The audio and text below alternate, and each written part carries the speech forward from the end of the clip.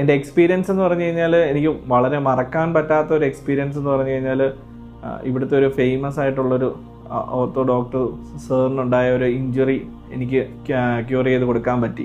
അതാണ് എൻ്റെ ഏറ്റവും മറക്കാൻ പറ്റാത്ത അല്ലെങ്കിൽ വളരെ മെമ്മറബിളായിട്ടുള്ളൊരു ഓർമ്മയെന്ന് പറയുന്നത്. എന്ന് പറഞ്ഞാൽ സാറിന് വളരെ ചെറുപ്പത്തിൽ ഉണ്ടായ ഒരു ഇഞ്ചുറി ആയിരുന്നു. പക്ഷേ അത് സാറിന് ആ സമയത്ത് വലിയ പ്രശ്നമായിട്ട് തോന്നിയില്ലെങ്കിലും പിന്നെ ഗ്രാജുവലി അത് വർഷങ്ങൾക്ക് ശേഷം അതിൻ്റെ ആഫ്റ്റർ എഫക്റ്റുകൾ സാറിനെ ബാധിക്കുകയും സാറിന് ഈ പറഞ്ഞ പോലെ വണ്ടിയിലിരുന്നിട്ട് ഹമ്പ് കയറി ഇറങ്ങാൻ പോലും പറ്റാത്തൊരു ബുദ്ധിമുട്ടിലേക്ക് വരികയും ചെയ്തു.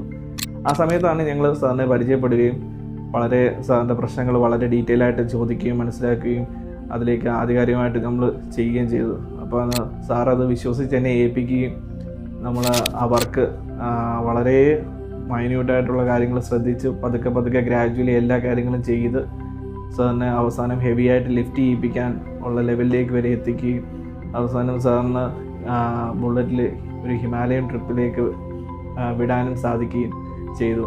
അങ്ങനെ സാറിൻ്റെ പോയിട്ട് വന്നിട്ട് സാറിൻ്റെ എക്സ്പീരിയൻസ് സാർ എന്നോട് പോലും പറയാതെ എൻ്റെ ഫേസ്ബുക്ക് പേജിൽ എഴുതിയിട്ടുകയും ചെയ്തു. അതെനിക്ക് ഒരിക്കലും മറക്കാൻ പറ്റാത്ത എൻ്റെ ഒരു വലിയൊരു എക്സ്പീരിയൻസ് ആണത്.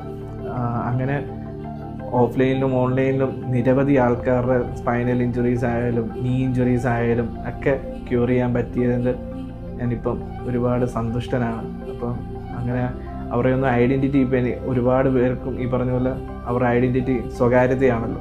അപ്പോൾ അത് റിവീൽ ചെയ്യാൻ തയ്യാറല്ലാത്ത ഒരുപാട് ആൾക്കാരുണ്ട്. അപ്പോൾ ഞാൻ എല്ലാവരുടെയും ഐഡൻറ്റിറ്റി ഒന്നും ഡിസ്ക്ലോസ് ചെയ്യാൻ തയ്യാറാവുന്നില്ല.